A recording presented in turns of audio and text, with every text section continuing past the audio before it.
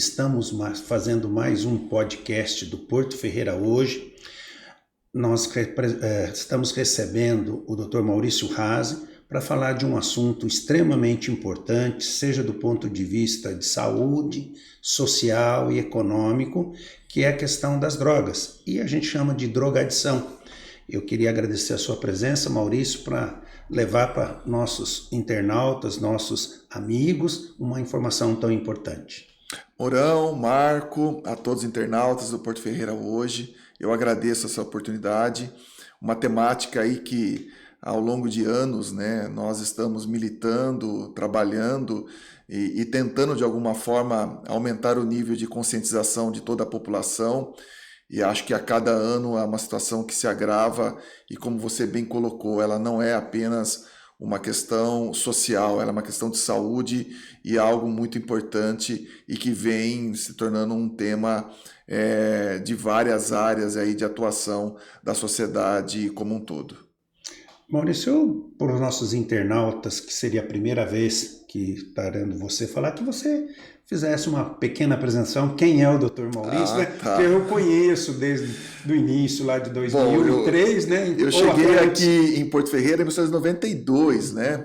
Bom, eu tenho uma atividade no campo da polícia, né? Fui escrivão de polícia na cidade de Bauru, no grupo de operações especiais. Depois, com 22 anos, delegado de polícia da Corregedoria, com 22 anos e meio, chegando aqui em Porto Ferreira, muito jovem, né, para assumir a condição de delegado. Aí fui delegado adjunto do município, depois delegado do 1º distrito policial, depois delegado titular do município, diretor da cadeia pública, diretor da Ciretran, antiga área que cuidava do trânsito, né, hoje é o Detran. E comecei a atuar na área de prevenção de drogas há muito tempo atrás, quando nós tínhamos aqui o Dr. Paulo César Escanavez, né, um juiz de direito muito atuante e que me chamou, junto com outras pessoas da sociedade, para participar do antigo COMEN, que era o Conselho Municipal de Entorpecente. Hoje é Conselho Municipal de Política sobre Drogas, que é o COMAD. E lá acabei assumindo a presidência do COMEN e fizemos aí várias campanhas, prevenção, seminários, palestras, debatemos esse assunto no meio das escolas, até que eu acabei me tornando prefeito municipal no ano de 2004, assumindo o mandato em 2005 e trabalhei de 2005 a 2012 na prefeitura. Como prefeito, tivemos a oportunidade, por decreto, de criar algumas normas, né, de atuação, principalmente no campo educacional. Conseguimos envolver os três pilares de atuação na parte preventiva, que era drogas no meio educacional, no meio de saúde e no meio da atuação social. Criamos um projeto muito interessante, que era uma casa de acolhimento em Amor, chamada Frutificando Videira, onde nós recolhemos muitos adictos, muitos dependentes químicos. Acho que foi o primeiro e único projeto governamental, né, que o próprio município acabou assumindo e tocando, sem fazer termo de cooperação ou convênio com qualquer outra instituição. E eu fiz, durante esse período, um projeto que era O Desafio é Meu, né? Um projeto onde nós visitamos milhares de alunos, adolescentes, jovens, falando sobre a questão da drogadição. Após a minha saída da prefeitura, em 2013 eu vou para o Ministério da Justiça, atuando no gabinete da Secretaria Nacional de Segurança Pública, onde nós tínhamos uma interface muito boa com a Secretaria Nacional de Política sobre Drogas, o antigo SENAD, né? E lá a gente participou de algumas comissões, de algumas câmaras temáticas que debatiam o tema. Em 2016 eu vou para a Delegacia Seccional de Polícia de São Carlos, né? Foi quando eu disputei a minha última eleição municipal e após a eleição municipal eu acabo indo para o Ministério do Turismo, onde eu me tornei o assessor especial do ministro e, entre outras pautas, eu cuidava da pauta de proteção de criança e adolescente na área do turismo, de viagens, toda a questão de exploração sexual, de violência, principalmente sexual, que ocorre, né, ocorria e ocorre, né, nesse meio. Me aposentei como delegado de polícia, já há quase 6 anos, passei a advogar e hoje, entre outras atividades, né, 15 anos lecionando para o curso de Direito e Administração em algumas faculdades da região, e hoje eu posso ajudar também 2 parlamentares na parte da assessoria política, aqui coordenando de forma regional o MDB no estado de São Paulo. Tá, e se você quiser falar um pouquinho também da sua atuação nas ONGs e nas entidades filantrópicas. É importante que nós temos uma história muito, muito boa, né, que foi em 1998, quando foi formada a Associação Casa do Abrigo de Porto Ferreira, né? Eu acho que é uma história que mais me marca, né? Nós temos aqui o Dr. Fábio Ramazini Bechara, um promotor de justiça muito atuante, e nós não tínhamos aqui qualquer lugar para acolher criança e adolescente em situação de risco social e pessoal. Ou seja, eu lembro de alguns casos que levavam para um quartinho, a criança ficava dormindo num quartinho porque tinha que ser retirada do lar e colocada num lar substituto. Foi um período marcante, nós envolvemos toda a comunidade, construímos um prédio, né, em parceria com o antigo deputado Nelson Marqueselli, né, lá no Jardim Aníbal. Foi um prédio que acolheu muitas crianças, adolescentes. Trabalhamos com medidas socioeducativas, né, a prestação de serviço à comunidade e a liberdade assistida. A Casa do Abrigo, depois que eu me tornei prefeito, ela era uma grande parceira de vários projetos sociais do município. Recebeu em doação um prédio de propriedade geográfica na cidade espetacular, que é a antiga Casa Maternal, né? Uma área de 13 mil metros quadrados, né? E, infelizmente, a diretoria que estava na Casa do Abrigo não conseguiu manter, né, alguns projetos sociais ativos. O ex-prefeito resolveu rescindir o convênio com a Casa do Abrigo por uma outra modelagem, e nisso a Casa do Abrigo ficou praticamente inativa, até que uma nova diretoria assume, né, pessoas aí de capacidade estão nessa diretoria, e hoje a Casa do Abrigo ela vem retomando num projeto muito interessante que vai ser de qualificação e capacitação para o público infanto-juvenil. Mas creio que isso merece aí um debate, aí, um momento posterior, né? É importante que essa área, uma parte, ela está sendo comercializada, né? E com o valor que está sendo obtida, fruto dessa área da antiga maternal, será possível construir as novas instalações físicas, né, da Casa do Abrigo, considerando que aquela do Jardim Aníbal, infelizmente, a gestão passada pediu o prédio de volta.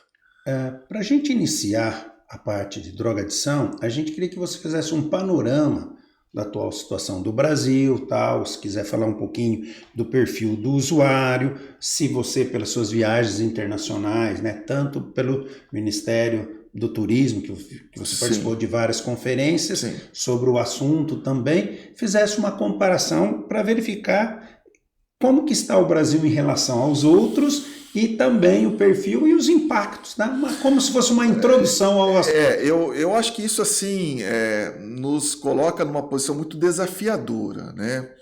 O Brasil, como outros municípios, outros países, né? Como Guatemala, como a Colômbia, como Uruguai, Paraguai, Argentina, países que eu pude ter um contato mais pessoal com as pessoas que estavam envolvidas com projetos de defesa e proteção de criança e adolescente, tinham como a mesma dificuldade, o ponto em comum, o avanço das drogas sintéticas, né?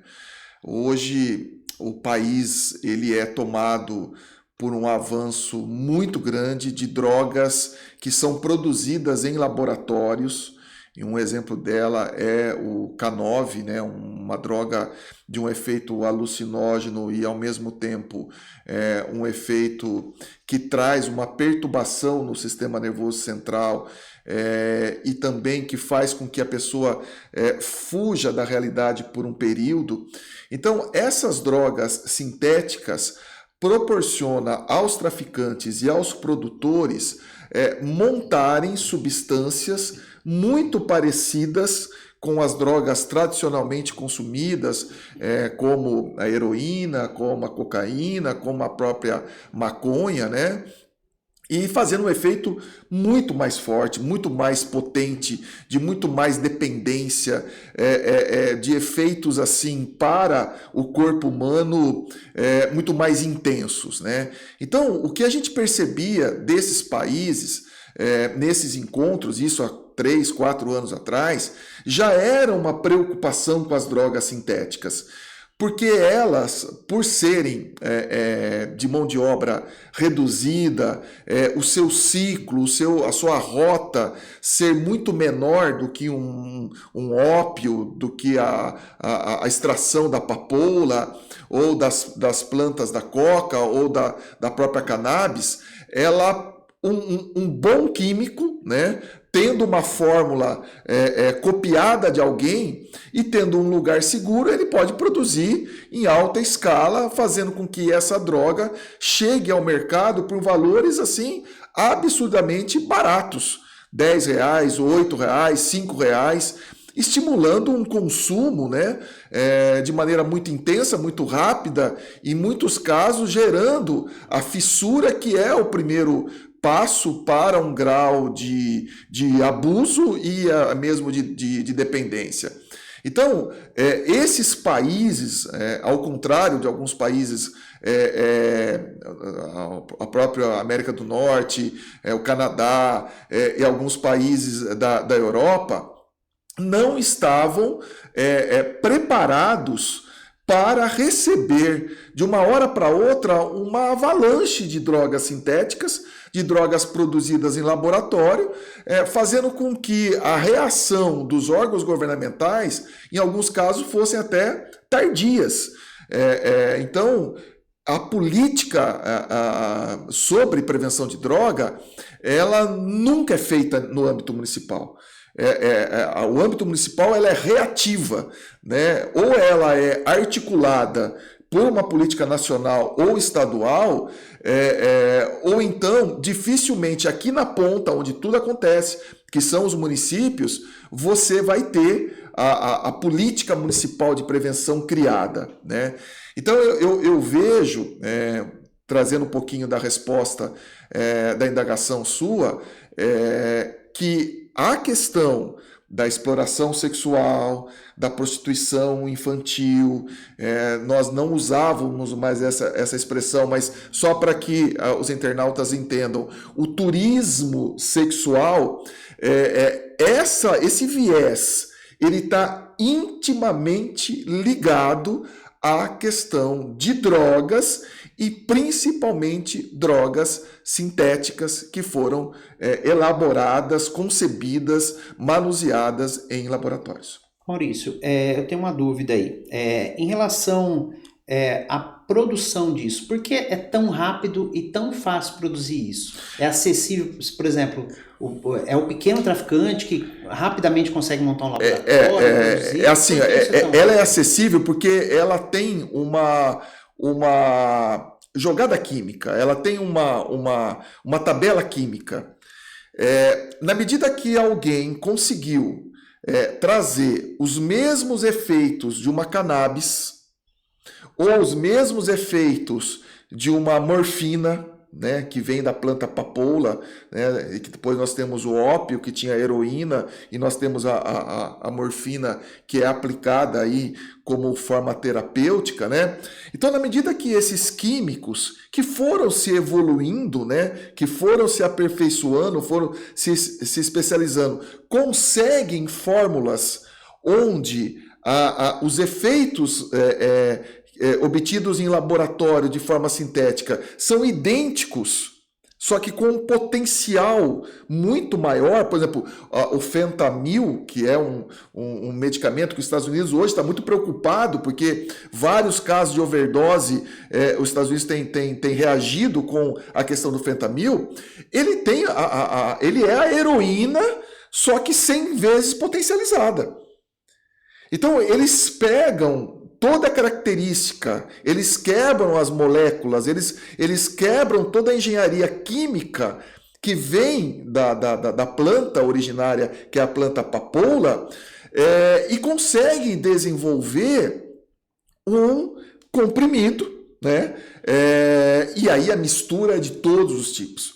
Você vai achar fentanil com base 87% de pureza, com 70%, e aí eles vão incrementando com anfetaminas, que é comercializada em qualquer laboratório.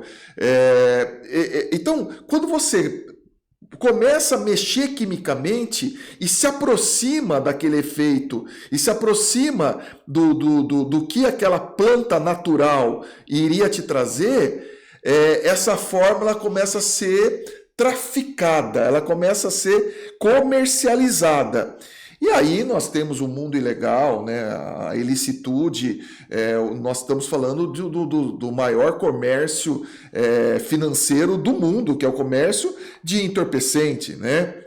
As armas de grande produção ilícitas, né, vendidas para países, muitas vezes até por um domínio econômico, e o comércio indevido de drogas, são os dois maiores mercados financeiros. Agora temos alguns alienígenas entrando, como o mercado de bets, né, que é o que nos preocupa bastante, que é o jogo de azar aí, que está espalhando também, e é uma forma de vício. Mas eu acredito, Marco, que o tráfico ele não se resume apenas na questão da produção e da distribuição, mas sim também num tráfico de fórmulas, num tráfico de engenharias químicas que foram sendo passadas entre os grandes traficantes. Isso vai sendo copiado, tudo é copiado. E aquele médio ou pequeno traficante, né? Aquele até do mercado chinês, do mercado boliviano, do mercado africano, que acabou se instalando, por exemplo, lá nas periferias de São Paulo, ou naquele centro que está ainda totalmente contaminado, centro promíscuo, né, da antiga São Paulo. Qualquer apartamento velho, qualquer quarto de um hotel abandonado vira uma sede de laboratório. E a polícia, como eu falei, tanto a polícia como a área preventiva, ela não imaginava que isso ia acontecer tão rápido, né? Porque se lidava com o LSD, né? Depois nós tivemos a geração do êxtase, que ainda são o MMDA, né? Ainda isso é presente, mas de repente vem cada hora um tipo, é o K9, é o Ice, é o fentanil, cada hora um tipo novo de droga sintética, que até para você padronizar e a Anvisa declarar como proibida, como ilícita, para ser punida, né, o tráfico, tem um delay, tem um tempo-resposta, né? Então, eu acredito que realmente, a partir que essas fórmulas são copiadas das mais diversas formas, né, dos mais diversos incrementos, né, isso se torna acessível à produção desde o grande traficante que tem um laboratório muito bem estruturado, numa fazenda, numa propriedade afastada, algumas até subterrâneas, né? Até aquele que vai fazer essa microprodução nesses locais abandonados, né? Em São Paulo, no Rio, em qualquer outro local. E aí a exposição, a oferta de uma sociedade falida, de uma célula familiar falida, de uma geração com poucas expectativas e que viveu uma pandemia. O nosso país foi um dos países, mentalmente falando, mais afetados pelo processo da pandemia do Covid-19. Isso foi um tiro muito certo na nossa juventude.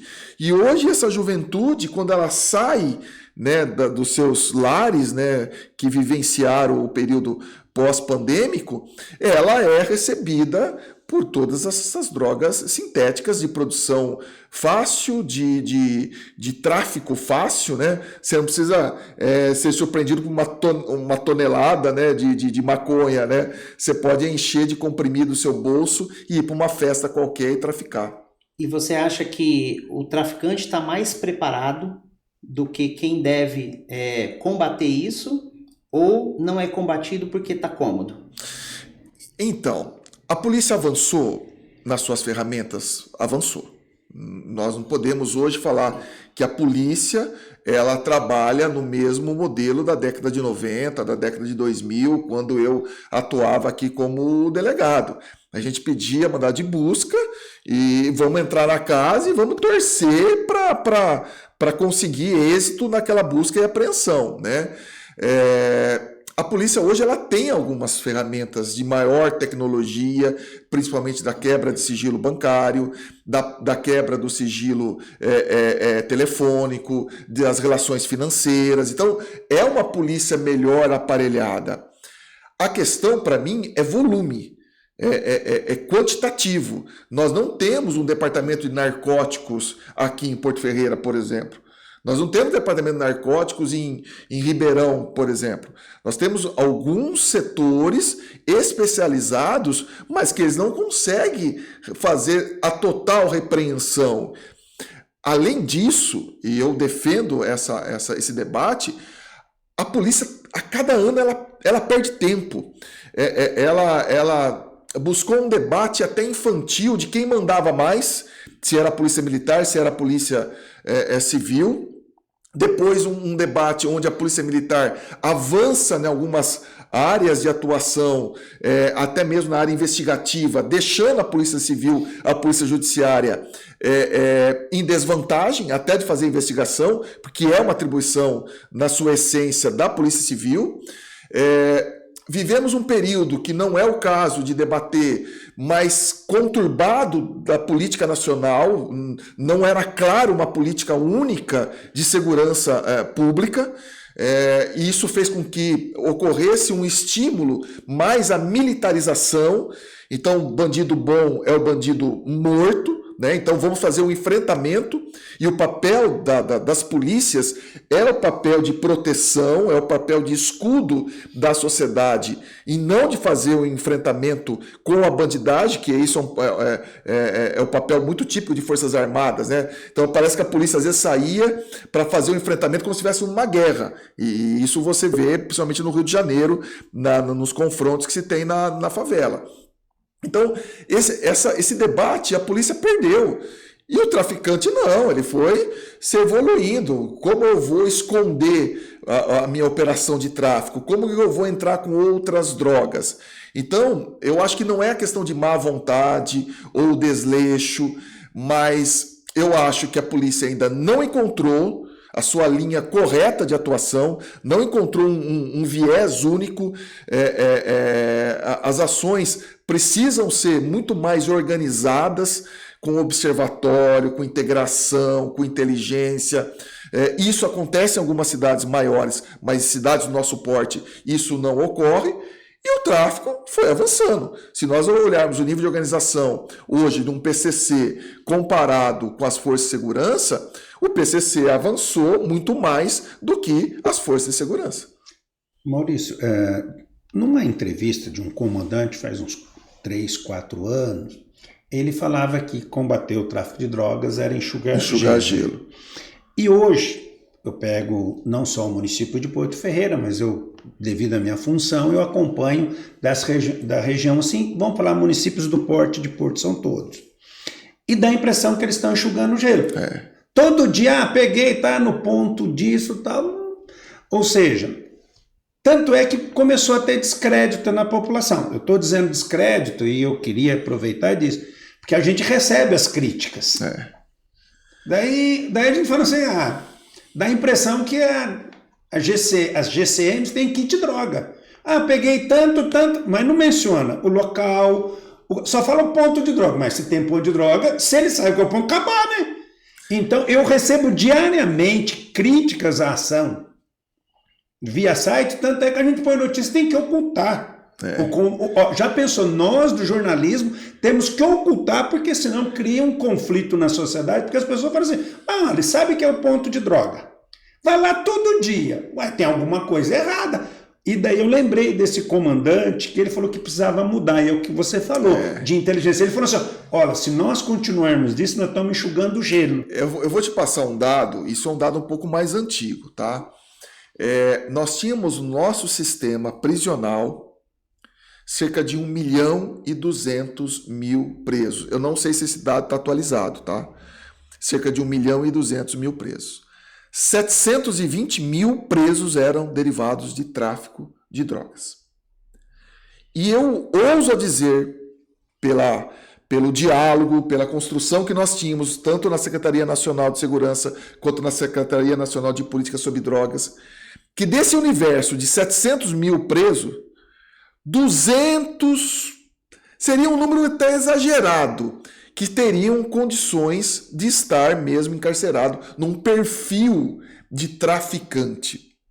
Quase 500.000 eram usuários que, para alimentar a sua dependência, para alimentar o seu vício em alguns casos, ou o seu uso em abuso, substituíam o seu trabalho pela venda de entorpecente.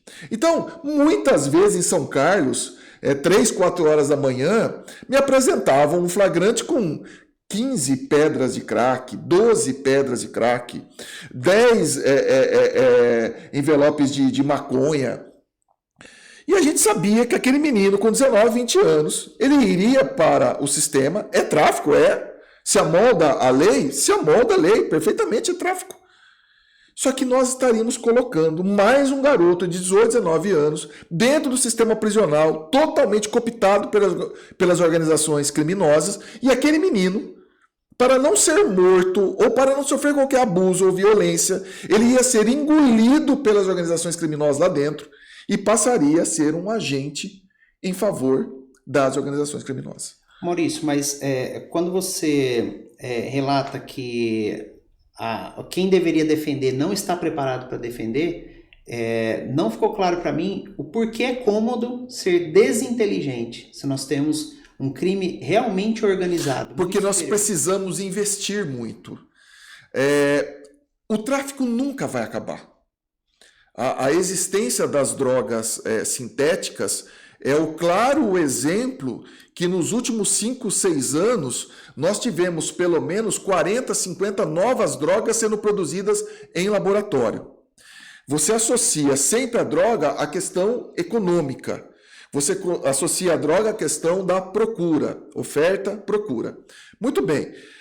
A partir do que a polícia não tiver forças de segurança preparadas, unificadas, destinadas, capacitadas, com forte investimento econômico, você vai falar que está fazendo combate ao tráfico e o número de prisões é altíssimo. Se você falar, tem 720.000 presos por tráfico, tá prendendo muito traficante. Só que na contramão, o consumo, a oferta, o aumento do tráfico está na mesma intensidade. Então, não está dando certo. Essa política não está tendo equilíbrio.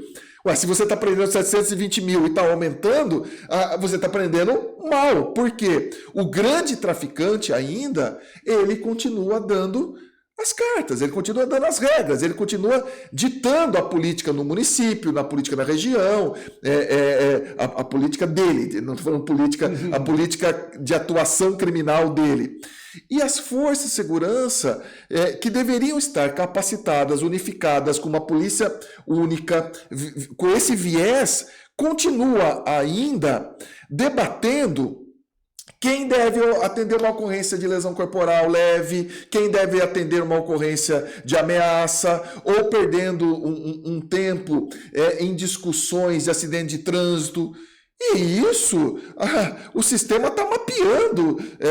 Os caras conseguem colocar GPS, e você que é da área da tecnologia sabe muito bem, que ele mapeia onde estão as viaturas em tempo real, né? E me parece que as instituições de segurança e o governo como um todo, e aí sem exceção, seja ele de centro, de direita, de esquerda, sem exceção, estão perdendo a mão dessa discussão. Então, enxugar gelo? Mas poderia ter um nível de especificidade, de qualidade maior para que se prendesse melhor.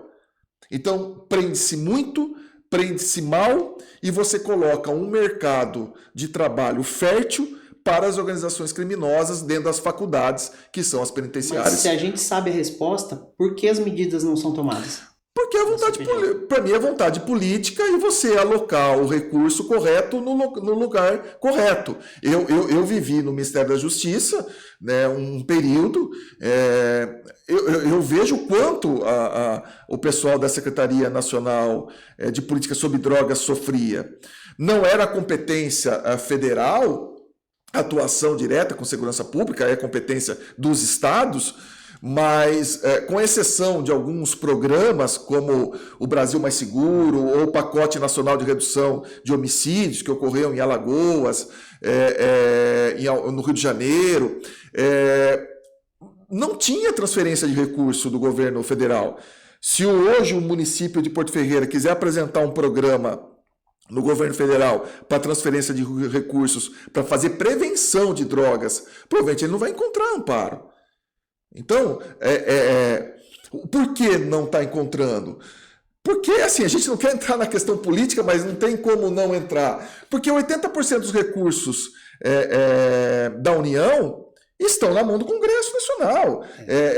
Quem dita o ritmo são as emendas. As emendas individuais, as emendas de bancada, as emendas de relatoria. Então tem como resolver, mas não querem resolver? Não, eu acredito que é um pouco mais profundo, Marcos. Primeiro, a gente tem que lembrar que existe escassez de recursos. O Brasil não é um país rico, a arrecadação tributária não há, isso é um mito. Ela não proporciona... Ela não tem recurso. Então, vamos pegar assim. O governo federal tem poucos recursos que ele pode investir, porque a maior parte do orçamento a gente fala que está carimbado. O primeiro é a Previdência. O governo federal arrecada 2,5 trilhões, vai. Vamos pensar nisso. Daí você tira a parte dos juros, sem a rolagem. Sobra 1,5 trilhão. Desse 1,5 trilhão, 1 trilhão vai para a Previdência. Sobra 500 milhões para ele investir em educação, tal. O que acontece, no meu entender, é essa dissonância entre os governos municipais, estaduais e governo federal. Ninguém quer perder o poder. No meu entender, não se trabalha em conjunto. Hoje nós verificamos que o governo federal, independente de qual seja, queria fazer uma política de segurança pública nacional, mas os governadores são contra. Porque você vai ter que mexer, existem alguns detalhes, nós estamos entrando na área de segurança, mas eu acho que é totalmente pertinente. No ano de 2013, que foi a minha primeira passagem no Ministério da Justiça, nós já sinalizávamos um movimento muito forte das guardas municipais. Muito forte. Na essência, Marco, o prefeito, não estou dizendo o prefeito de Porto, tá? O prefeito geral. O prefeito geral, ele quer ter uma polícia para chamar de sua. E o quanto é perigoso você, inclusive a capital do estado está numa polêmica, eu não sei se o Supremo já pacificou ou não. Não pode usar a polícia. De não usar mais guarda metropolitana, ser polícia municipal, como modelo americano. Só que para isso ocorrer, Marco, você não pode fazer apenas uma mudança de nomenclatura ou uma lei municipal. Isso exige uma mudança estrutural. O que o Mourão está querendo dizer é o seguinte: quando você tem um modelo político hoje, onde o parlamento ele é detentor de grande parte das emendas, onde uma grande fatia, até mesmo do parlamento, por uma obrigatoriedade, destina recursos para as áreas da saúde e para a educação, onde o controle de transparência não é o melhor, e nós temos as famosas emendas PIX, inclusive para a saúde, o controle de orçamento não é dos melhores, não é transparente, sobra para a União, que não é a detentora da política, não é a detentora da execução das ações de segurança. Ela pode coordenar a política, mas a competência constitucional é dos estados. Sobra muito pouco manejo, sobra muito pouca capacidade de investimento. Então, aí ele tem que optar. Olha, eu vou fazer o novo PAC, vou incrementar no esporte, vou incrementar a infraestrutura turística, vou fazer Ministério das Cidades, ou eu vou investir em prevenção de drogas ou combate às drogas. Havia um programa, né, o CRAC é possível vencer, né? Era um programa do governo federal. Não deu certo. Porque, como o Mourão falou, não havia o alinhamento entre município, estado e União. O programa era lindo. Ele era interdisciplinar. Eu participei de várias reuniões na Casa Civil desse programa através da Senasp, né? O município não conseguia executar a política porque o Estado não fazia a parte dele, que era a atuação de repressão.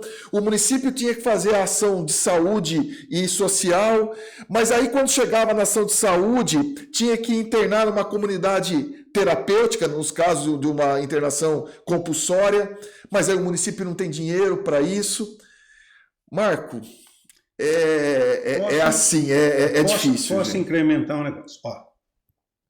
Para quem quiser pescar, não é que a gente é contra a GCM, hein?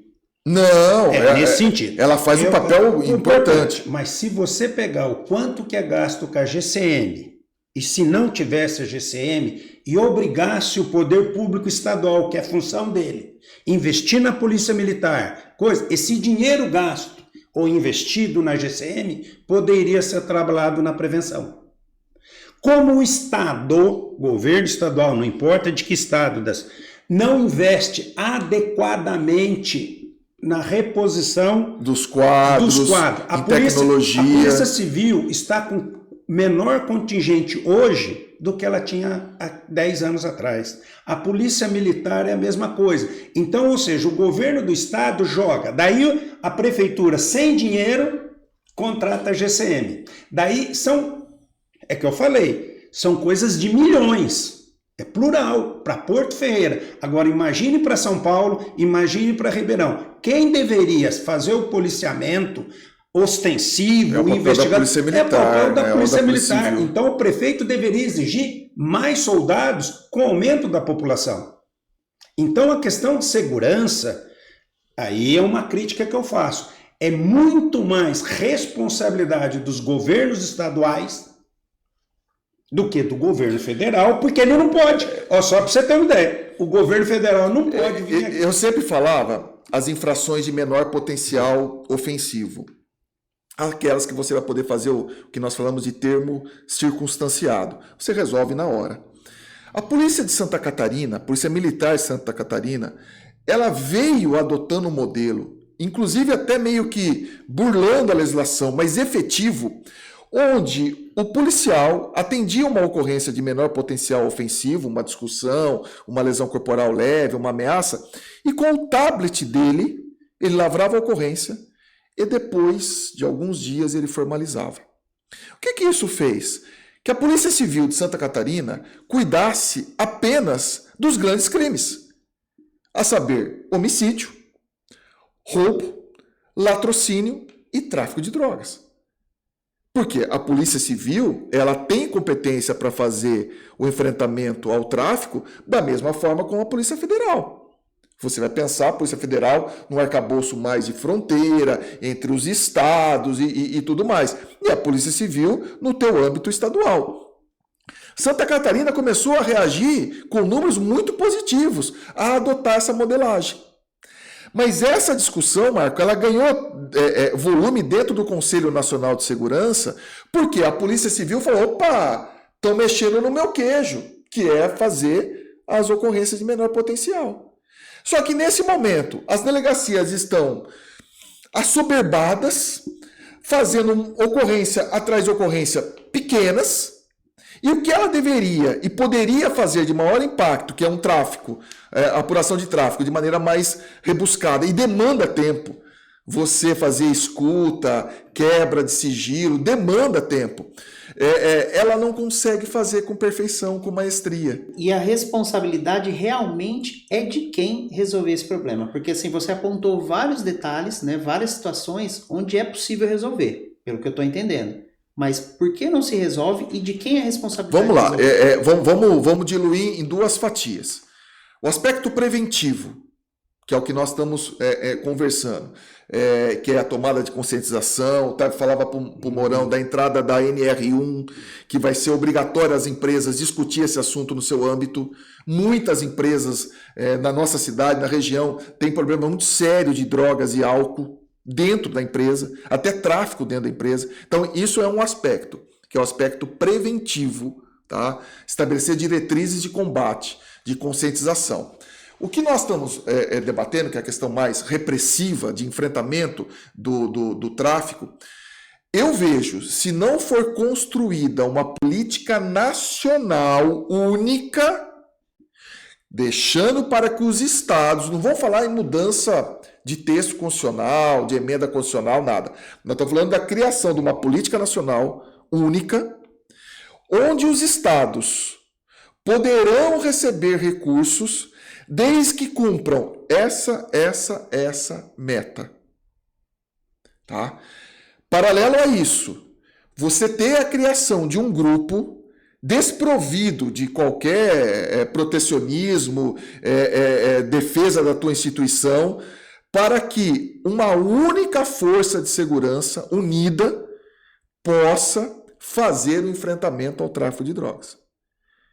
Vai resolver? Não. Mas nós vamos ter unidades especializadas, capacitadas, mais diluídas em todo o interior, na capital, nas grandes regiões metropolitanas. Então, se você conseguir construir uma política, como nós estamos tentando construir no Pacto Nacional de Redução de Homicídios. Você vai querer dinheiro? Ok. Só que você tem que fazer isso. O Rio de Janeiro falou, eu quero. Tanto é que a Delegacia de Homicídio do Rio de Janeiro, os caras deturparam, fizeram umas patifarias, principalmente o caso da Marielle e tal. Mas precisa ver que delegacia. O centro de investigação, de interrogatório, era coisa de primeiro mundo mesmo. Receber o dinheiro do governo federal. Então, se você conseguir estabelecer uma política única, ter capacidade orçamentária de priorizar o combate, e aí a questão de priorização, a Colômbia precisou abrir, a Colômbia também não tinha tanto dinheiro, ela precisou abrir mão de algumas ações para fazer o enfrentamento. Em algumas cidades deu certo. Né? Se você olhar a história de Bogotá, algumas histórias positivas de enfrentamento. Então, Marco, nós vamos conseguir ter uma política mais eficiente, né? Ter uma força. Aqui nós não teríamos GCM fazendo tráfico, Polícia Militar fazendo tráfico e Polícia Civil fazendo tráfico. Nós teríamos uma única instituição fazendo tráfico, unida, com o mesmo catálogo de informação, com o mesmo observatório de segurança, com a mesma inteligência. Não se faz inteligência policial. Pega no acaso. Ou então a Polícia Militar tem a informação de uma boca, a Polícia Civil tem uma informação de outra boca, a GCM cruzou com alguém e alguém deu uma informação de uma outra boca, mas não é unido essas informações, elas estão todas diluídas. Então, assim, vai ter que ter vontade política de aumentar o orçamento? Vai. Vai ter que ter uma política nacional única? Vai. Os estados que aderirem precisam seguir essa condição, definida por especialistas, definida por pessoas e até experiências internacionais de êxito. A velocidade das informações, quando a gente fala de maneira interdisciplinar, é que você tem que ter a saúde, o social, a segurança, a educação, todas elas envolvidas no mesmo objetivo. Porque senão você vai fazer uma palestra para a educação E eu sempre vejo o projeto aí que é feito pelo OSNI, né?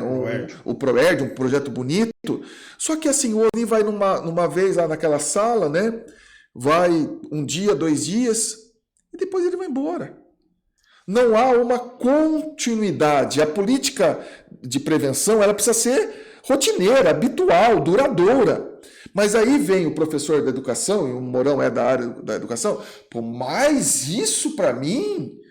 Pô, vocês querem... Foi quando eu fui fazer o debate com a educação, quando eu fui prefeito sobre violência doméstica, a criança tudo arrebentada, ou vítima de uma violência sexual, mas o professor falou, eu vou me envolver com isso? E a gente sabe que não é fácil envolvê-lo, se não for uma tomada de consciência muito grande. Então, Marco, assim... Tem jeito? Não. Puxa vida, não tem? Não tem. Jeito não. Tem como melhorar, tem como incrementar, tem como ter polícias mais especializadas, tem como nivelar a informação, tem como ter tecnologia? Tem. Como isso vai acontecer? Numa política nacional de combate e repressão única. Única. No modelo que nós temos hoje, é um modelo confuso, híbrido, onde guarda municipal está fazendo combate ao tráfico. Olha só que absurdo. A guarda municipal, sem preparo nenhum, de treinamento e de política de especialidade, né? Ela está fazendo a mesma atribuição que uma Polícia Federal. Ambas combatem o mesmo crime, que é o narcotráfico. Se você for ver, claro, em escalas menores, mas é a mesma. Agora, qual é o nível de capacitação dessa e o nível de capacitação da outra? Então, Maurício, quando você coloca que não tem uma solução, eu pensando como cidadão, fica um pouco confuso para mim, porque assim, eu penso, o traficante, ele está extremamente preparado. Tá. Né? Ele conseguiu. Né? Conseguiu. Então, quer dizer, o traficante tem que ensinar o governo como trabalhar? O governo tem que ir atrás dos métodos de tráfico. Exatamente. Quando a gente fala que não tem solução, nós estamos entrando no viés da questão da repressão. E que eu acredito, Maurício, que a gente joga muito também para o Estado, o governo. E tem também o papel da sociedade. É onde que vai entrar no item aqui de políticas públicas da sociedade. Eu acho que o que o Mourão colocou, acho que é importante. Porque você olha a droga só nas... Assim, não falando você, né? A sociedade como um todo, a maioria. Ela vê a questão da droga em um aspecto repressivo, autêntico, né? É interessante até alguns de vocês assistirem esse último filme da Fernanda, não sei se será o último, tá? Para mim, tomara que não seja, porque eu acho ela fantástica, da Fernanda Montenegro, o filme Vitória, né? O filme Vitória retrata um pouco de um jovem, vou estar dando spoiler, né? De um jovem, né? De um garoto, um adolescente, um menino, né? 10, 12 anos, que ela acolhe com amor, dá comida, dá um dinheirinho para ele ajudar ela nas compras e tal. E depois da janela dela, ela vê ele se tornar um traficante. O que seria exigível daquele menino? Que mora dentro de uma favela, onde todo o tráfico domina, onde a presença do Estado é inexistente, e quem dita as regras operacionais daquela comunidade é o tráfico. O que seria exigível dele? Seria se envolver com o tráfico. Só que nós estamos falando de uma criança de 12, 13 anos, que se ela tiver sorte, ela vai permanecer viva por um período, né? Senão ela vai ser morta precocemente. Se ela tiver sorte, quando ela chegar com 18, 19 anos, né, ela vai ser um bom traficante, um bom soldado. O que vai acontecer com a visão da grande maioria da sociedade? Precisamos fazer um enfrentamento, precisamos queimar esse cara, precisamos matar esse traficante. Se você fizer uma entrevista, uma pesquisa, talvez você vai ter esse número, principalmente da classe C, B e A, como o fator mais preponderante. É melhor que mate ele. Só que assim, Vamos olhar para trás, vamos olhar como foi a concepção social, educacional, de qualificação de emprego, de oportunidade, o que foi oferecido para ele. Então, assim, em relação à repressão, Marco, eu me manteria realmente numa zona de insegurança, de decepção, de tristeza, né? Como apenas alguns pontos de melhora que podem ocorrer. Agora, em matéria de prevenção, Marco, são desafios que eu acho que, se os governos se unirem, nós temos um pouco mais de chance de fazer o anteparo, a preparação, o escudo, o porquê nós temos esse jovem procurando de maneira afetiva, emocional, esse contato com a droga. Né? Não levando tanto para o lado espiritual, mas colocando um pouquinho dentro dele, e a questão da espiritualidade ela já é pacificada como um dos meios de enfrentamento, principalmente no caso da dependência. O ser humano ele foi concebido na sua essência para adorar algo. Na minha visão cristã, foi concebido para adorar a Deus. Na medida que essa adoração ela se dissocia, ela se afasta, ela não ocorre, ele vai buscar a adoração ou o preenchimento da alma dele, do coração dele, com algum outro elemento. Seja ele prostituição, pornografia e também álcool e droga. Então, nós temos uma camada da sociedade, Mourão, uma camada da juventude, que ela está buscando a substituição de algum problema, de algum sentimento, de algum elemento que está cravado dentro dele e que essa droga, mesmo que seja um período breve, vai minimizar essa dor, vai minimizar esse problema. Né? Mas você não acha que isso acontece porque o Estado deixa de complementar algo? Porque eu entendo que quando o Estado começa a focar no traficante, ele está focando no sintoma e não na causa. Exato. A ausência de algo do Estado que não está oferecendo há muitos anos atrás, eu fui chamado para fazer uma palestra para o curso de pedagogia da Unicastelo. Né? Eu dava aula no curso de Direito, né? E conversando com a coordenadora, perguntei se dentro das matrizes curriculares, né, dentro das ementas ou dentro dos conteúdos programáticos, havia alguma coisa sobre prevenção de drogas. Para minha surpresa, não havia. Nós estávamos formando pedagogos sem nada, sem nenhum nível de consciência. Se nós olharmos, apesar que o município tem essa capacidade, né, a capacidade, a competência para criar os seus modelos, né, as suas propostas de política educacional, desde que não afronte a lei de diretrizes básicas da educação, né, Mourão? Poucos fazem, né? Aí, de novo, outra coisa. Quem é a competência da educação? Precisamos mostrar para a população. Até o 5º ano, ou seja, até 10 anos, é o município. Então, se a educação do país de alfabetização está ruim, não é culpa do governo federal, é culpa dos municípios. Porque dinheiro o governo manda, por aluno. E o município tem total liberdade. O governo federal não faz nada obrigando os municípios. Ele tem um mínimo a cumprir. Então, se a educação de matemática, de português, tiver ruim até 10 anos, a culpa é da prefeitura. Do adolescente ao Estado. O que acontece? Tanto as prefeituras como o governo do Estado não querem mexer nisso. Ou seja, porque não tem continuidade, mesmo no Estado. É uma crítica como educador e estudioso. Tá? Nós tivemos um governo de 20, 30 anos, só que trocava de políticas educacionais como se estivesse mudando a posição. Ou seja, o mesmo grupo político, e é o mesmo que está hoje, viu, Maurício? Não mudou. Não mudou, hein? O grupo político do Estado é o mesmo, só que eles conseguem não ter políticas educacionais contínuas. Eles trocam de secretário como que troca de camisa. Então nós temos um problema. Muita gente joga o problema da educação básica para o governo federal, independente de... Não é. O problema da educação básica, há muito tempo, era do Estado, só do Estado. O governo federal, ele tem um ou outro colégio que são colégios modelos. São os institutos, né? São os melhores colégios de educação básica do Brasil são administrados pelo governo federal. Eu tenho oportunidade, trabalhei em Varginha. Tem um instituto federal lá, o Cefet. É o melhor colégio.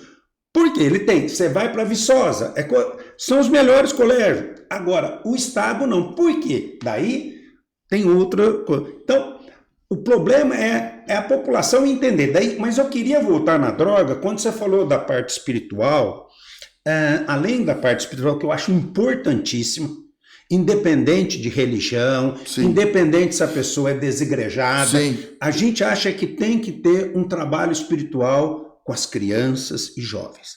Quem vai fazer isso? De novo, é a sociedade com apoio do poder público, mas a sociedade tem que assumir isso. Segundo, o que nós temos que trabalhar é a parte, já pegamos, vamos lá, eu vou trabalhar na prevenção. Prevenção é que nem propaganda de Coca-Cola. Desde que a criança nasce, a vida eterna. Porque eu posso virar viciado em droga com 40 anos. Sim. A gente tem adultos e idosos se viciando em droga. Então, a prevenção de drogas, de política, por isso que é onde tem que ser o município, porque é aquele que está na base, junto com os CRAS, CREAS. Então, são várias coisas. Mas o que o Marco tocou, acho que é importante, Mourão, e complementa. Há a falta do Estado. Não tenha dúvida. A política de prevenção no Estado, não estou falando do Estado de São Paulo, o Estado, o governo, o ente estatal, né? Ele é o grande responsável pelo insucesso da política preventiva. Ele é o grande responsável pelo aumento do consumo. Nós não podemos terciarizar. Nós temos vários fatores, fatores internos, fatores externos, o núcleo familiar, a questão espiritual, são vários fatores, Marco, mas que a ausência das políticas públicas criadas, a política pública criada no âmbito da Secretaria Nacional não chega aqui na ponta. Falta essa comunicação. Por outro lado, falar de prevenção, muitas vezes, no âmbito municipal, talvez não traga voto. Né? Não, talvez não seja um assunto assim, será que se eu falar que eu vou aumentar por mais, eu já tenho 3, né, no PS, já vai ter 10 médicos no PS, né? Como se isso fosse a resolução a mesma coisa da questão curativa, né? do tratamento da causa, né? Sim. Eu estou só alimentando os efeitos de outras situações, né? Isso não vai resolver. Então, realmente, Marco, eu concordo totalmente com você que o grande responsável é o papel do Estado, que deveria, inclusive, fazer a mobilização das forças da sociedade. Eu fiz uma especialização pela Universidade Federal de São Paulo, chamada Fé na Prevenção.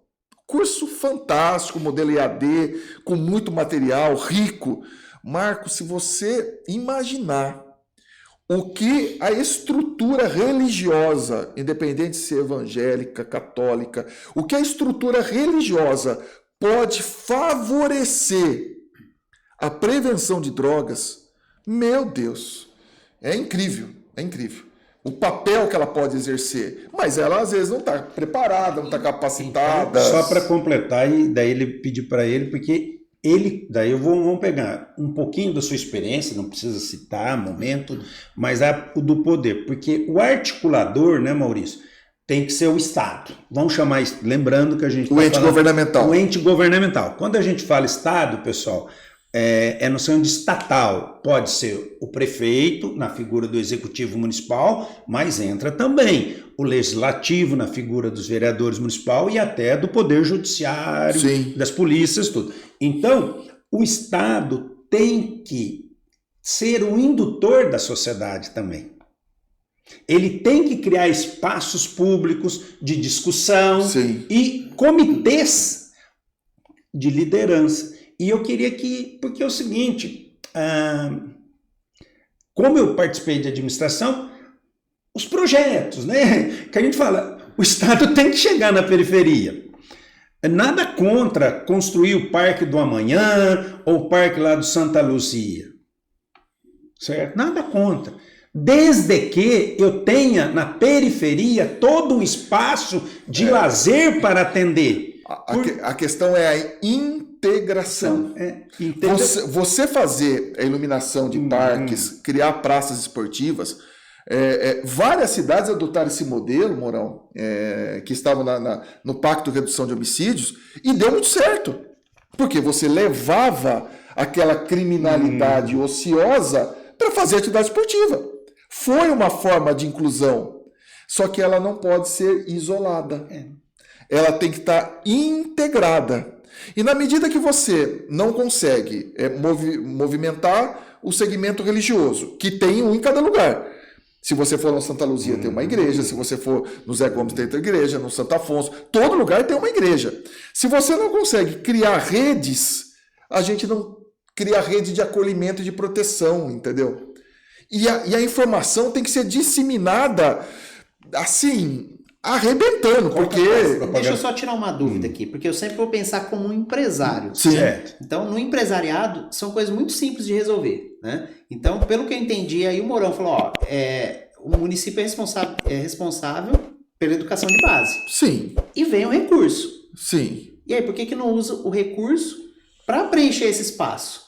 Porque se eu pensar como empresário, eu tenho a receita, eu tenho a solução, e eu não aplico, então deixa eu só para burrice ou é comodidade? Não, é o seguinte, fica simples que gestão pública é muito diferente de gestão privada. Eu estou dizendo porque eu milito os dois, certo? Eu acho que é questão de priorização. Priorização. E também na gestão pública você tem algumas amarras de leis, de corporativismo, de que você não pode mudar algumas coisas. Na iniciativa privada, a gente tem um pouquinho mais de facilidades. Tem um colega que diz assim, na gestão pública a gente só pode fazer o que é permitido.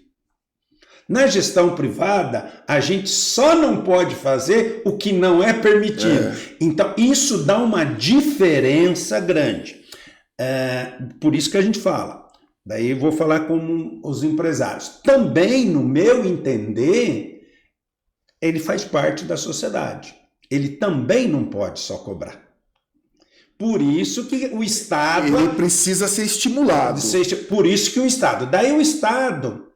Como não parte da espontaneidade do empresário, ele começa a criar regras. Daí começa a dizer, o Estado é muito intervencionista. Por quê? Porque, na verdade, você espera boa vontade. Você espera boa vontade, daí o cara não faz. Só que a ele não fazer, ele gera um problema para a sociedade. Mas, peraí, vamos lá. Entendo que é papel também da iniciativa privada. Mas... pensando como iniciativa privada, se eu tenho recurso no meio público, ele tem a receita para fazer e ele não está fazendo o papel dele, por que a iniciativa privada tem que tirar do bolso dele para resolver um problema que não é dele? Então vamos pensar assim, eu vou tentar, nós estamos pegando... Não, é que eu queria pegar depois o gancho da questão econômica, empresarial, para trazer o laço da educação financeira e chegar à questão das drogas. Eu só queria colocar o seguinte, tem empresas privadas que a perda chega a 50%. Tem empresas privadas que a perda chega a 1%. Eu já estudei e meus irmãos trabalham no setor que tinha isso. Então eles chegavam na empresa.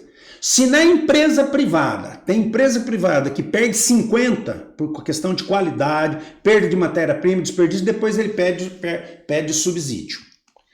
Então, é um assunto muito complexo para a gente fazer isso agora. É um assunto que demandaria a gente discutir o papel, por quê? De novo, eu estava... Coisa melhor que tem, Maurício, eu falo para todo mundo, faz um estágio na prefeitura, não precisa ir lá no governo federal, não. Vai na prefeitura para vocês verem o quanto é difícil e quanto que é escasso o recurso.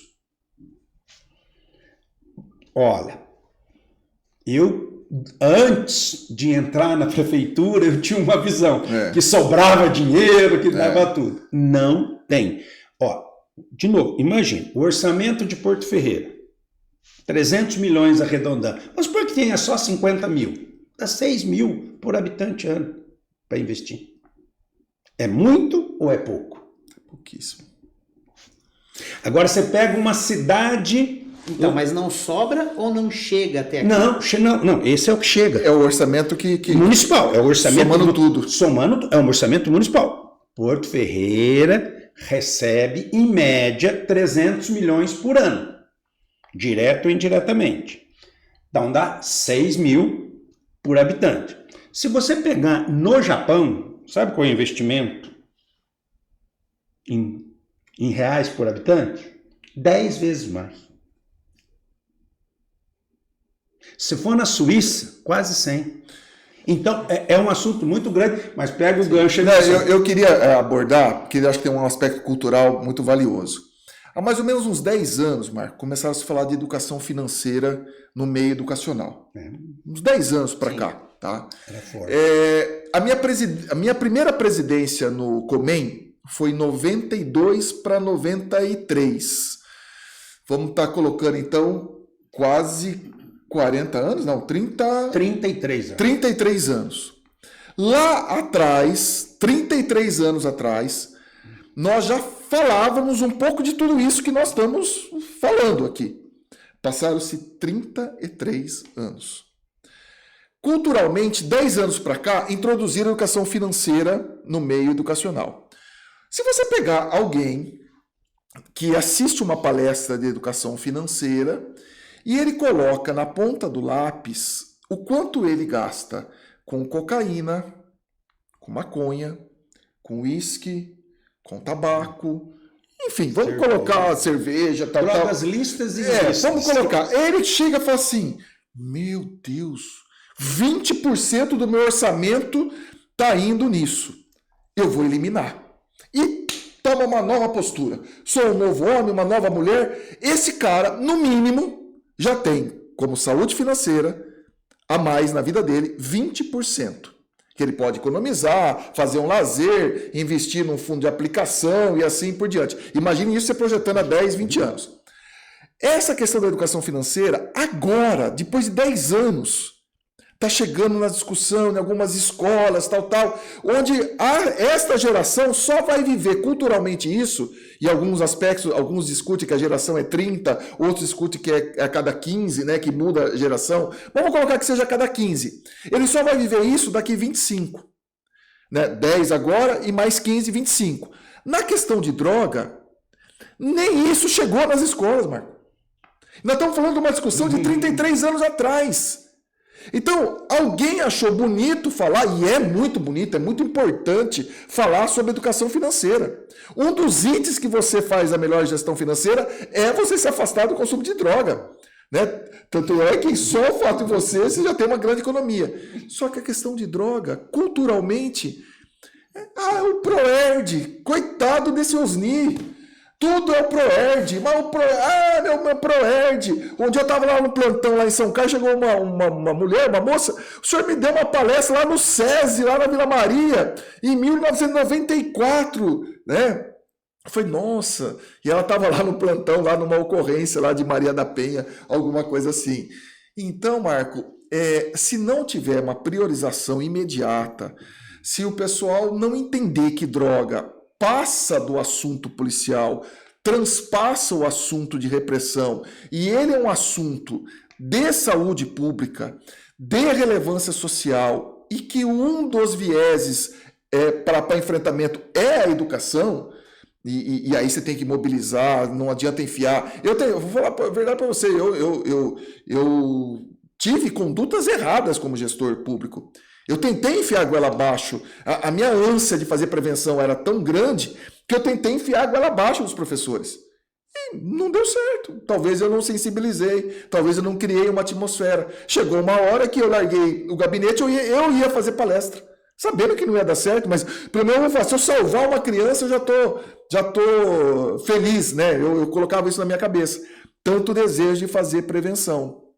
Então, eu acho que é uma questão cultural, infelizmente histórica, que vem avançando ano a ano, e fico feliz pela sensibilidade, né? Praticamente o primeiro programa a gente está debatendo isso. A iniciativa privada, realmente, ou ela é mobilizada. Eu vou começar a fazer um trabalho numa empresa aqui de uma cidade da região. Eles estão com problemas. E a gente vai fazer um trabalho pelo menos aí de 3 a 4 meses. É uma iniciativa privada que falou, opa, eu tenho que fazer alguma coisa. Tudo bem, talvez estimulada pela NR1, mas viu que precisa fazer alguma coisa, porque o problema está lá dentro. E a gente tem outras com esse mesmo problema. Agora, é natural o empresário falar, pô, eu vivo talvez uma das maiores cargas tributárias da América, e eu ainda vou ter que colocar dinheiro, né? Só que enquanto nós não tivermos essa tomada de conscientização, essa cultura mais ampla, o empresário não vai fazer, a secretária do município não vai fazer, o prefeito não vai fazer, vai ter alguns loucos lá pensando lá em Brasília, lá na Secretaria Nacional de Política sobre Drogas, mas que não desce aqui, não chega aqui. E sempre vai ter alguns isolados, né? Alguns que gostam de militar no tema, né? Que já viveu um pouquinho o tema e quer militar, mas isoladamente e sem forma contínua, né? Sempre descontínuo, porque a gente sempre insiste que algumas políticas se transformem em leis, né? Para que ela seja uma política permanente. A gente fala que isso só deve acontecer na União, mas isso deve acontecer nos municípios também. A política do governo federal tem que ser uma política pública, de Estado, não uma política de governo, uma política de Estado permanente. Não, isso também tem que acontecer nos âmbitos municipais. Imagine você, como município, por lei, criar que tem que haver um trabalho de prevenção de drogas em todas as séries dos alunos da rede municipal. Daí o Estado faz a mesma coisa. Vamos imaginar por quê? Não tem tanta escola como comércio e igreja, mas todos os municípios têm escola. Tem. Todos os jovens passam pelas escolas de 13 a 17 anos. Se a gente analisar, se ele entrar com 2, 3 anos entendendo, né, que ele começa a entender, né, ele vai até o ensino médio, a gente chama de educação básica. Imagina isso. Então, são políticas. Por isso que eu falo que nós, das escolas particulares, a gente tinha essa flexibilidade. Mas por quê? O nosso cliente nos diferencia no mercado se a sua escola oferecer isso como proteção ao filho dele. Assunto que tem que ser discutido, tal. Então, daí eu falo, não é recurso, é mobilização. Mas para isso a gente tem que ter gestores públicos comprometidos com a luta. E o grande problema, Maurício, que você levantou, não dá voto. O problema maior que não dá voto. Eu não me recordo se foi alguma pergunta muito esporádica nos debates, tanto presidencial quanto para governo do estado de São Paulo, sobre esse assunto. Porque, se você perceber, todos os debates, quando entra esse tema, ele começa num nível e depois ele já cai para a questão da repressão. Porque a política de fronteira, porque você falhou aqui, porque não sei o quê, porque nós vamos aumentar o efetivo da Polícia Federal, nós vamos aumentar o efetivo da Polícia Militar, não sei o quê. E aí a população fala, meu Deus, mas então se aumentar o efetivo da Polícia Militar vai combater melhor? Não, e ninguém fala de um ciclo único de polícia, de unificação das atividades policiais, de inteligência policial, de observatório de segurança, e tudo vai no viés repressão. Prevenção, eu não me lembro, nem presidencial, nem governo do estado, de falarem sobre a introdução de uma política de prevenção que possa ser integrada, como era o programa Crack é Possível Vencer, que não deu certo, viu? Não deu certo, porque havia esse descompasso entre estados, municípios e União. Então, na minha opinião, é um pouco de ansiedade do próprio ser humano. Porque você combater o sintoma é muito mais rápido e imediato do que você tratar a causa. Né? Então, por exemplo, você está com tosse. É muito mais prático você ir lá tomar um xarope, vai passar sua tosse, do que você investigar qual é a causa da sua tosse e fazer um tratamento. Mas é uma falsa sensação de segurança, né, Marco? Porque quando a GCM manda a notícia para o Porto Ferreira hoje que prendeu 10, 15 e tal, você fala, opa, saiu, né, mais um traficante. Aí se você passar no mesmo local, na outra semana, tem um outro lá ocupando espaço. Mas pode ter certeza, saiu um, vai ter outro naquela mesma esquina, naquele mesmo quarteirão. É como se eles tivessem Isso eu estou dizendo que a gente recebe informação. Eu não sou um grande de sair pelas ruas de Porto Ferreira. Então a gente recebe. Então eles falam assim, para cada um que é preso tem 5 de reserva. Então não é tenso. E esse comandante ele falou numa entrevista, então tá gravado e eu conversei depois com ele. Ele falou, enxugar gelo por causa disso. Para cada um que a gente prendia, tinha mais 5 aptos a entrar. Então se eu prendo hoje, amanhã já tem outro, daí eu prendo esse, 5. Aí se prendeu 5, tem mais 5. E aí o cara vai preso pelo tráfico e volta do sistema prisional um 5-7. Roubo. Porque ele está cooptado pela organização criminosa, que ajudou ele, deu proteção, deu alimento, deu medicamento quando ele estava para morrer na penitenciária, porque as condições sanitárias são as piores possíveis. Então ele foi acolhido. Só que ele tem que pagar o preço quando ele sai. Então, mas nesse sentido eu não culpo o traficante. Porque ele tá... Sim, eu tô colocando... Ele tá preenchendo um espaço que o Estado E aí o que ele volta? Ele volta como assaltante. E aumenta a sensação de insegurança de toda a sociedade. Sim. E aí, no automático de alguns governantes precisam matar. Claro, se você tiver um enfrentamento com a polícia num confronto, ok. O cara atirou, vai ter o revide. Isso é legítima defesa até em situações de não confronto, né? Mas fora isso, o governante ele assume um discurso público, Marco, porque aí dá voto, porque a sensação de insegurança é tremenda. A sociedade acha que aquilo vai mudar, acha que aquele governante vai resolver o problema. E aí ele adota aquela política assim, do combate, da repressão, só que é tudo uma falácia. Olha, eu tenho uma história na década de 80, no período da redemocratização do Brasil. Começaram com bandido bom, bandido morto, gente boa fica na rua, bandido é morto, preso. Isso na década de 80. Então, é enxugar gelo mesmo. O Maurício, acho que colocou bem aí, droga, é inteligência. E aí, não sei, Marco, como que tá o tempo aí, como que é o assunto, a gente... Foi 1h17 até agora? 1h17. Meu Deus.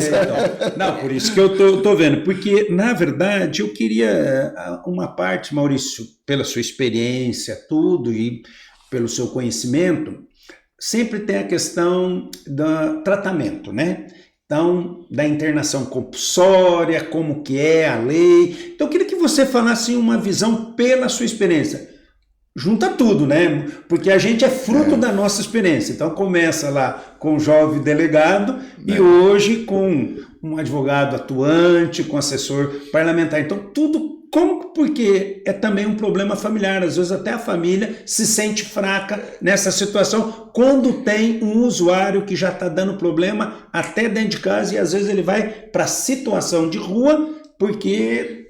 O primeiro entendimento nós estamos lidando com um doente.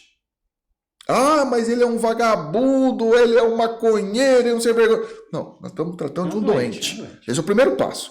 Todo núcleo familiar, inclusive ele, reconhecer, ele ou ela, porque eu falo ele, mas o nível de uso no sexo feminino tem aumentado muito, ele é um doente. Bom, nós temos que identificar se essa doença ela já está no viés da dependência ou se é uma doença no viés de abuso, de uso abusivo. O uso abusivo ainda ele não tem algumas reações, o organismo dele, o sistema nervoso central dele ainda não teve algumas reações aptas a falar que ele é um viciado, entre aspas. Ele tem um uso em abuso. O uso em abuso, ele pode até ter êxito, às vezes um tratamento ambulatorial, com medicamento, um tratamento que nós falamos até a nível de prevenção secundária, mas um tratamento mais rígido, que vai envolver um profissional da área médica, provavelmente um psiquiatra. Muito bem. Estabelecendo o grau de dependência, aí já é internação.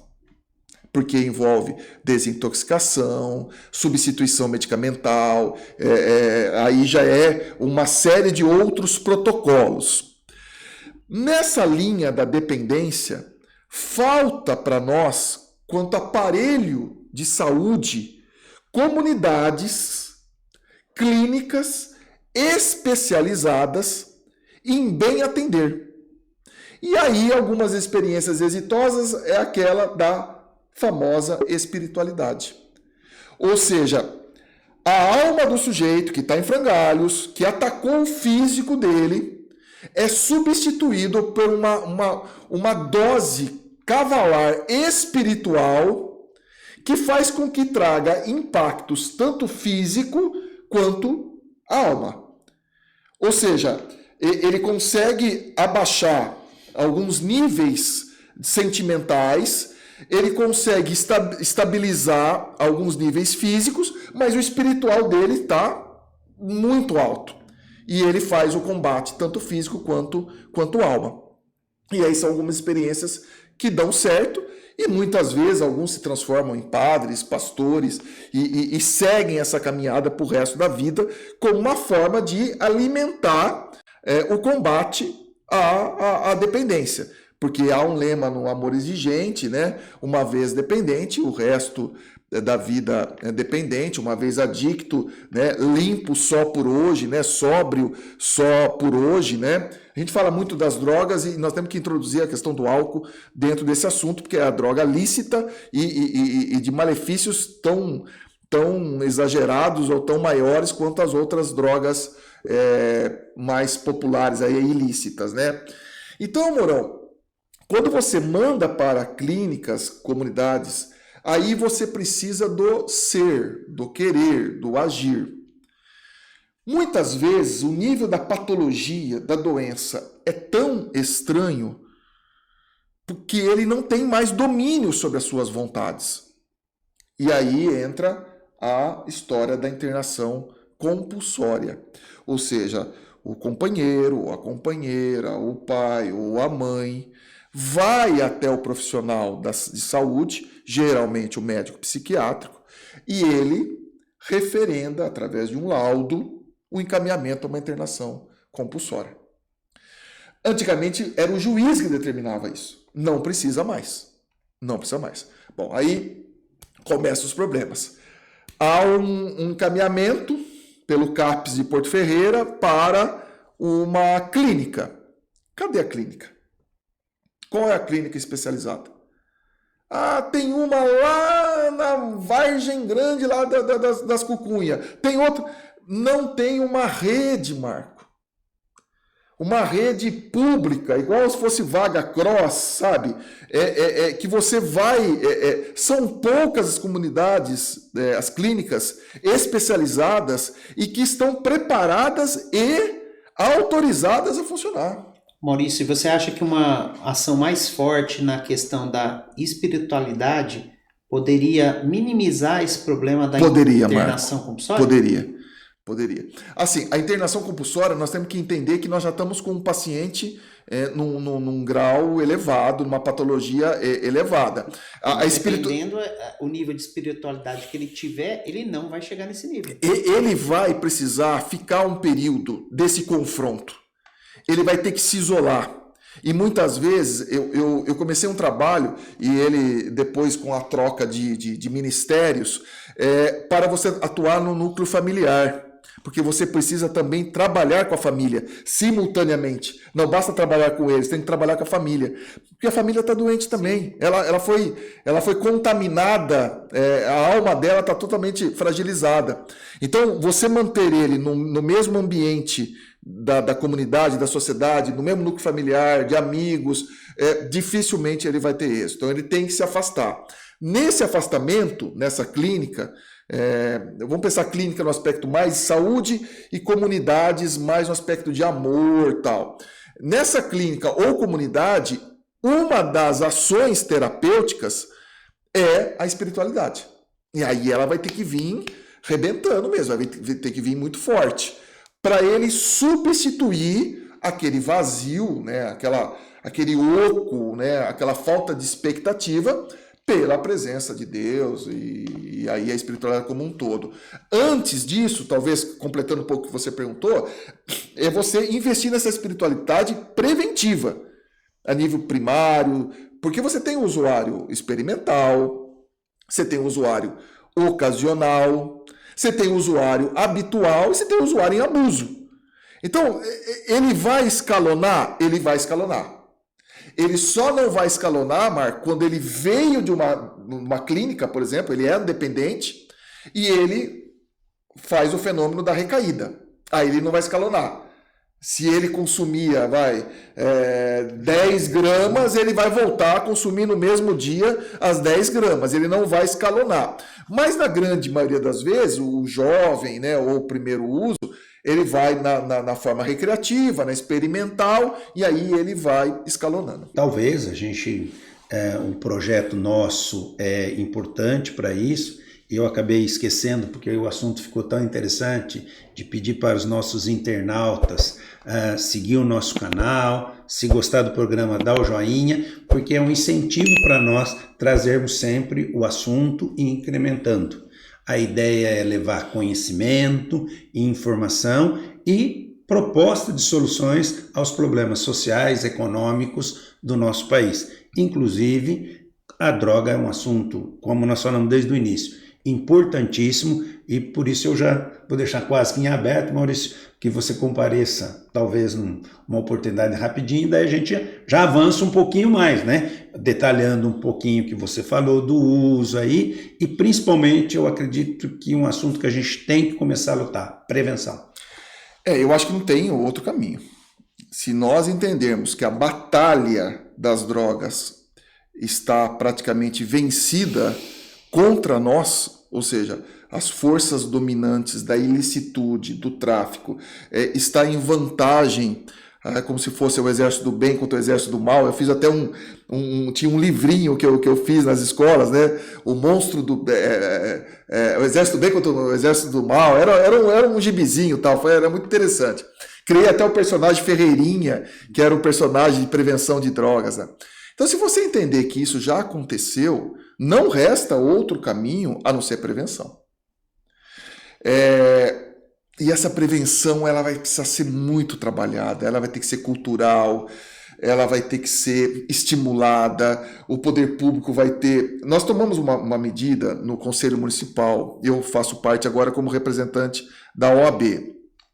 Nós fizemos um memorando gigantesco e enviamos ao gabinete do prefeito para que percorra simultaneamente todas as áreas da prefeitura, em especial saúde, educação e social, para entender o que está sendo feito que tem algum viés de prevenção de drogas. Então é um memorando grande, é um documento gigantesco. A gente quer primeiro traçar um diagnóstico. O COMAD, ele faz, ele executa a política? Não, mas ele pode orientar e ele pode, de alguma forma, estimular que alguma área da prefeitura, em especial integrada, possa fazer. Porque nós não temos um diagnóstico, Mourão. Nós não temos nada. Eu participei da reunião e a gente olha um pouco para trás e não adianta ficar murmurando, né? Mas nós não temos subsídios, nós não temos elementos. Nós vamos começar a partir do quê? Então vamos fazer um diagnóstico. E aí tentar, a partir desse diagnóstico, criar uma política municipal de prevenção. E talvez aí mobilizar forças de religiosas, comunitárias, empresariais, né? Eu lembro uma campanha de trânsito que nós fizemos lá atrás, em 92, o pessoal, era o Jeff, vocês lembram? Não sei se vocês lembram do grupo Jeff, né? O grupo empresarial Ferreira, o Dr. Tarsis, e lá o Dr. Tarsis, o Lázaro, né?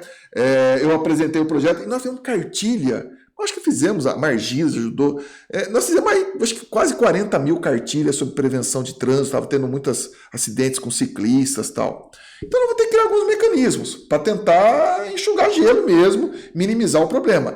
Mas eu acho que é uma ação aí cultural, geracional, histórica, longínqua, que vai precisar aí de uma força muito grande. Porque a situação não é só Porto, não. A situação, no geral, ela não é favorável. Certo. Maurício, suas considerações finais, né? E já aproveitar para agradecer sua presença aqui. O bate-papo foi sensacional, né? Não sei nem como eu vou fazer para editar isso aqui para deixar no tamanho que a gente estima aqui. Acho que eu vou ter que colocar inteiro. Marco, eu que quero agradecer vocês, né? E é importante a gente vir aqui desprovido a qualquer condição de político, né? Eu acho que isso eu tenho lutado muito nos últimos anos, inclusive não participando de processos políticos eleitorais, nem ativamente e nem à distância, para que essa imagem realmente ficasse bem dissociada. Então, quando eu estou aqui falando como educador, como alguém que já viveu algumas experiências, que ainda continua militando no tema, e vocês abrem essa oportunidade para o debate, eu só tenho a agradecer a vocês e lançar um desafio para vocês. Que este tema não seja um tema mais um dentro da agenda de vocês, mas que seja talvez um dos principais nessa agenda de debate. Para que a gente possa trazer aqui alguém da saúde, alguém da educação, e isso comece a brotar, alguém do segmento religioso, né? A gente falou muito de espiritualidade, para que isso possa brotar de maneira um pouco mais bruta, uma maneira um pouco mais alicerçada, né? Mais sólida, esse tema no meio da comunidade de Porto Ferreira. Muito obrigado. Valeu, turma. Se você gostou desse conteúdo, se inscreva no canal, curta e compartilhe. Isso nos motiva a continuar produzindo conteúdos para você e ajuda o nosso canal a crescer. Obrigado!